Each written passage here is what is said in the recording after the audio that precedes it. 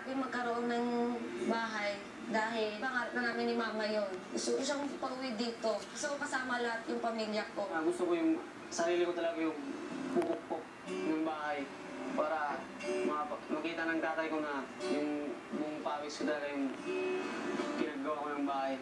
Yung future ng family ko, gusto ko ganitong bahay. Ako yung yayakap sa kanila. Ako yung magiging bahay nila. Kasi ako yung masaktan bago sila. Kasi gusto ko yung magtrabaho para sa kanila eh. Matapos ang kanilang pagbabahagi, si McCoy mukhang naapektuhan sa paggawa ng kanilang dream house. Kaya naman pinag-usap siya ni Kuya. Okay. Kuya. Parang malungkot ka. Ay, hindi naman kayo. Wala. Bakit? Wala po kuya. Wala na lang. Yung dream house lang. Nakakatawa po kuya. Pangarap po ng pamilya ko po yung kuya.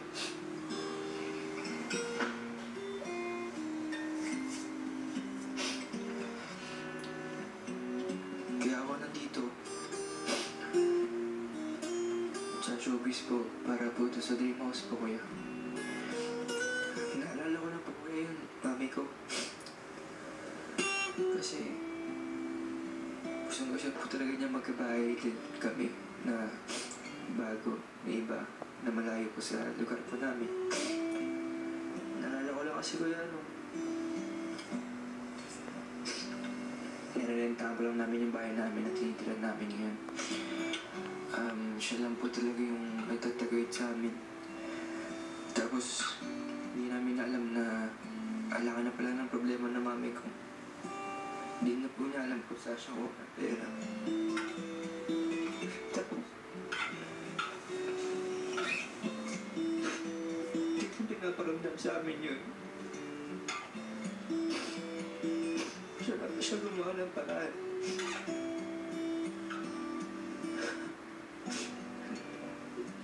Sobrang nabilib na kasi talaga ako sa nanay ko kuya. Kaya, gusto ko na, ako na po yung tutupad na kung naman yung dream house po namin kuya. Para po sa kanya, kaya ako nag-work po dito sa showbiz kuya. Yun lang kuya, sorry. Naalala ko lang. Hindi naman kailangan humingi ng pasensya sa akin, okay? Dahil naunawaan ko naman kung anong pinagagalingan mo ang isang pangarap. Kagaya ng kinuwento mo sa akin, minsan, parang nagiging daan. Kaya talo tayo nagpupursige. Basta't lagi mong isipin kung para saan itong ginagawa mo ito. Kinabukasan ang kanilang sila housemates sa kanilang pagkising.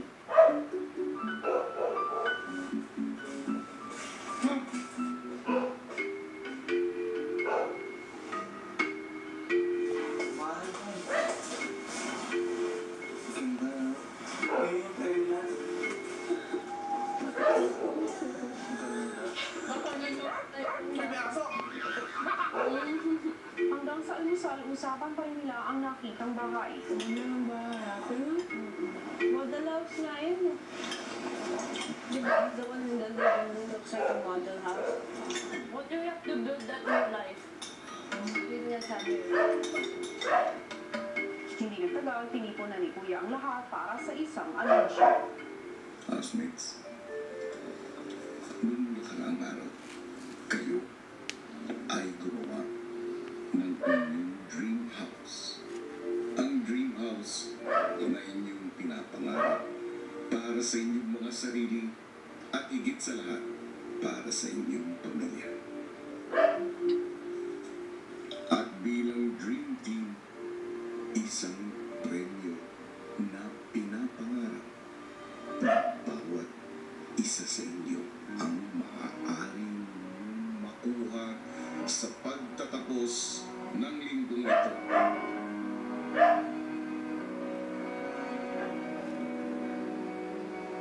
Isang bagay na siguradong magbabago sa inyong mga buhay. Nais kong ipaalam sa inyo na sa pagtatapos ng linggong ito, ang isa sa inyo ay magkakaroon ng isang dream house.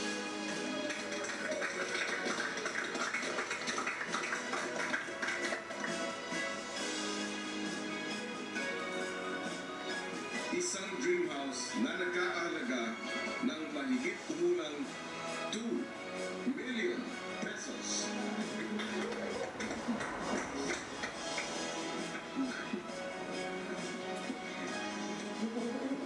Ang tanong, Dream Team, sino ang handang lumatan para sa isang Dream House?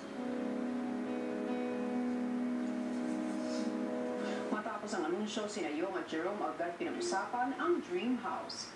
Isa ako makapakuha ng dream house. Paano? Pero paglabanan mo. Yung mananalo para sa akin talaga. Oo. Nakatandaan na niya kung sino man yung makakakuha. Sa kanya talaga yan. Ay, wala ko yun. May nakatandaan na sa'yo kung ilalabong, pero kunyari, nakatandaan sa'yo, hindi mo ilalabong. So, wala sa akin. Si Maymay hindi rin maitago ang pagnanais na makuha ang bahay. Ganda ng bahay. Laban ako. Laban ka na. Tayong lahat. Gusto ko yung mga wala dyan na yun eh. Bakit di ka pa mag-step? Kasi kung nagbibigay sa'yo, para sa'yo talaga. Pero kung hindi, meron pang mas. Kailangan lang. Ilang sandali pa, isa-isa nang tinatawag ni Kuya ang Dream Team para alamin ang kanilang mga salo-ugat. Sa confession room, tatanungin ni Kuya ang bawat miyembro ng Dream Team tungkol sa kanilang desisyong lumaban para sa Dream House. At kung sila ay sasali sa laban, kukunin nila ang kanilang pangalan at ilalagay ito sa harap ng model house na nasa living room. Lalaban po ako, kuya, para sa dream house po, para sa aking nanay. Gusto ko po siyang bigyan ng komportableng bahay kasi po, pag meron kayong komportableng bahay, meron din po kayong komportableng buhay. And yun po yung binigay ng nanay ko sa akin simula nung bata ko po ako. I'm claiming my house. Kaya po ngayon, gusto ko po, ako naman po yung magbabalik po sa kanya nun.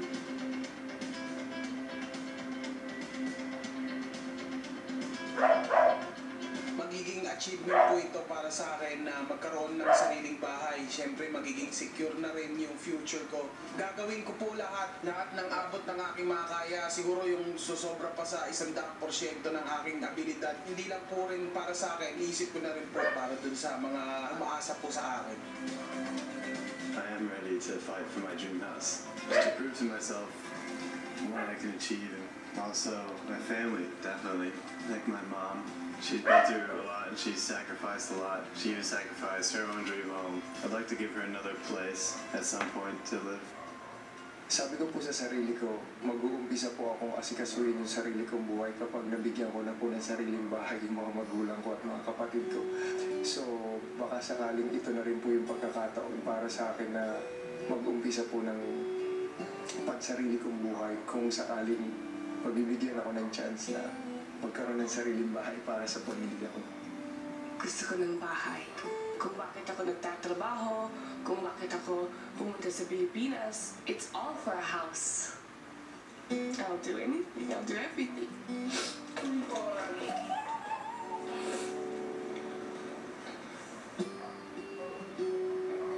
Nalaban po ako. Hindi po ako magdadalawang isip. Papakita ko sa pamilya ko. Ito na yung pagkakataon na mabigyan ko sila ng bahay. Sama-sama na po kaming lahat. Ako po ay lalaban, kuya, sa dream house na yan, kuya. Pangarap ko pong mabigyan ng bahay po ang pamilya ko. Dahil gusto kong bumalik sa dati na kumpleto po kami. Tapos, magiging masaya na ulit. Isang malaking bahay ng malaking pamilya ang nakatira. Yun yung pangarap ko. Kung ang mga naunang handang lumaban, si Edward naman nagkaroon ng ibang desisyon. I know there are others in this house who need this 10 times more than I do. You know, I have a house back in Germany that I love dearly. That is part of my dream house already. I have my dream house. There are others who don't. Young he has a very, very big family in a small house. Maymay as well, I've been to her house twice now, and she as well needs this. So this time, Kuya, I'm gonna take a step back and let the ones who need it more. Si Kisses mukhang hirap pa din sa gagawing desisyon. The only thing, Kuya, na nagpo-push sa akin na lumaban is na hindi para sa bahay, kundi para sa parents ko, para masuklian ko yung hard work nila. Pero kasi Kuya, parang hindi ko magawang lumaban kasi po alam ko na between all of us, may mas nangangailangan nun kaysa sa akin.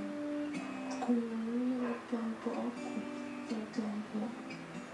Kailangan mo ba ng oras? Konti po, Kuya. Pagbibigyan kita, makakalabas ka ng Salamat po. Si Kisses nilapitan ng mga malapit na kaibigang sina Yong at Maymay. Yung pinuntahan nating bahay na That's weird. yun yung ipapaayos mo. Gagawa ko ng dalawang onde. Kamukha. Ilang titira? Yun ulit, 13. Kaya gusto ko medyo malaki. Excited ka na magkabahay? Oo naman. Hindi mo titira yung bahay namin ng sila. Bakit ano ba ang itsura nun? Kahoy lang yun. Kasi kung ano na yun. Same. Pag maraming tao, gumagalaw na yun ba? Kumahangin? Ano gusto mong kulay? Bagong bahay? Kahit anong kulay. Basta bahay. Maya-maya pa muli siyang lumapit kay Kuya. May desisyon ka na. This time, Kuya, I choose na hindi po ipaglaban ang bahay. Kasi po, Kuya, maraming ibang ways na pwede kong ibigay sa parents ko ang sukli ng pagmamahal sa kanila. Pero this time, Kuya, talaga, bibigyan ko ng chance ang iba kong mga kasama. Especially, Kuya, si Ate Maymay at saka si Yong.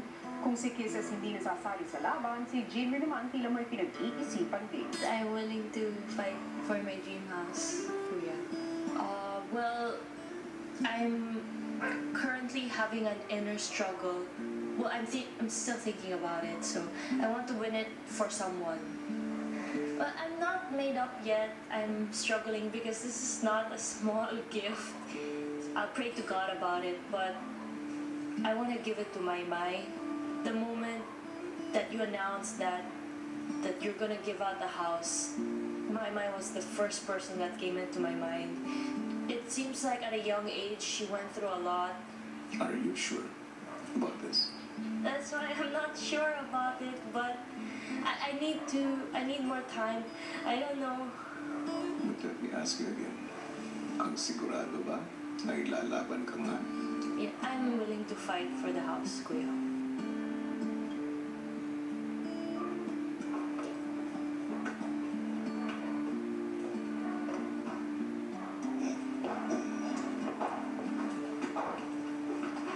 Huling kinausap ni Kuya ang 2-in-1 housemates na may mahalagang desisyon na gagawin tungkol sa laban sa Dream House.